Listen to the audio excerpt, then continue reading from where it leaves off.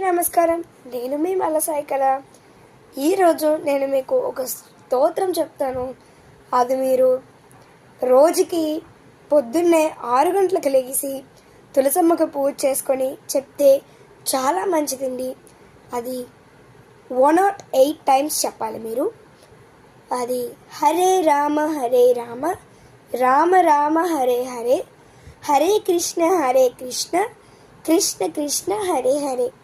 ఈ స్తోత్రాన్ని మీరు 108 టైమ్స్ రోజు మీరు చెప్తే దేవుడికి దండం పెట్టుకొని మీకు దేవుడి ఆశీస్సులు చక్కగా ఉంటాయండి. నిజంగా రోజంతా చాలా బాగుంటుంది మీకు.